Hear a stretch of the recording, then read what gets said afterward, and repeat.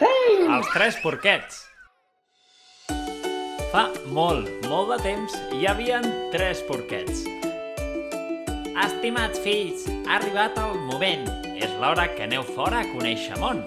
Comenceu les vostres noves vides, els va dir la seva mare. I així va ser com va començar tot. Els tres porquets van caminar i caminar fins que van trobar un gran lloc. Era ideal per construir les seves cases i cadascú va tenir una idea. El porquet més jove va decidir que construiria una casa amb palla. Era la manera més ràpida i fàcil d'aixecar la casa. Podria treballar poc i de seguida posar-se a jugar i a cantar. El germà mitjà va decidir que construiria la seva casa de fusta. Amb troncs i branques que va buscar per tot el bosc, va fer una casa molt bonica de fusta. Aleshores, el porquet gran va anar a veure la casa. Oh, aquesta casa sembla molt més resistent, però creus que ens allunyarà del perill? El germà gran estava molt ocupat tota l'estona. Treballava molt construint la seva casa. I per què?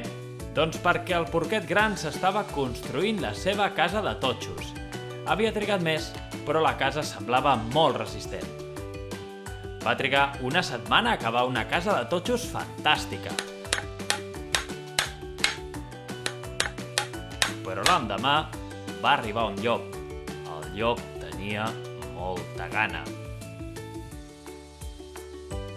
El llop va avançar ferotge cap a les cases dels petits porquets.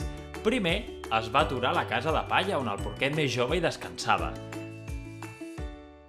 El llop va trucar a la porta i va dir en veu alta: «Obre aquesta porta i deixa'm entrar, o bufaré un vent fort, molt fort, i a casa teva entraré!»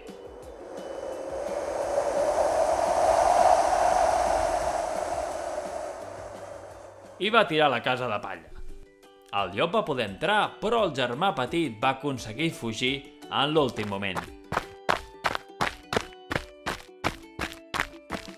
Ben aviat va arribar a la casa de fusta del seu germà mitjà.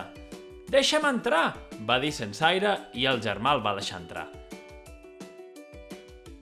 El llop va arribar al cap d'una estona i va trucar a la porta de la casa de fusta.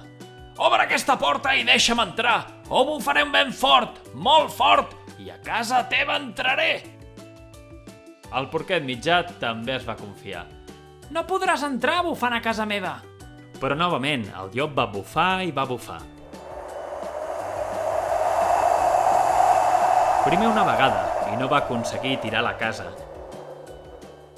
I després una altra vegada i el segon intent va destruir la casa de fusta.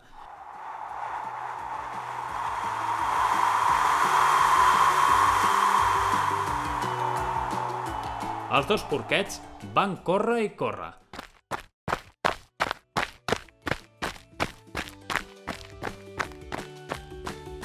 Finalment van aconseguir refugiar-se a casa del seu germà gran. «Germà, què podem fer?» El porquet gran va cridar: «Vés-te'n d'aquí, llop malvat! A aquesta casa no entraràs!» El llop estava molt enfadat i va bufar i va bufar.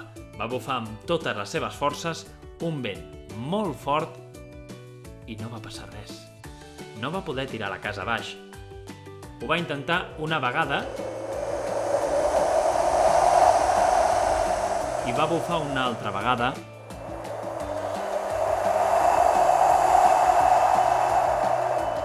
i una tercera vegada. Però cap totxo es va moure. Cansat, el llop va pensar en una altra forma d'entrar a la casa. Va veure la xemeneia i va començar a pujar per la paret fins a arribar-hi.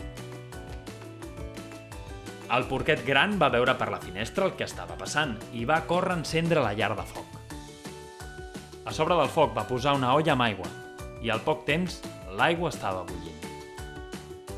El llop finalment va arribar a la xemeneia i es va colar pel forat. Va saltar cap a l'interior sense saber que hi havia una enorme olla d'aigua bullint.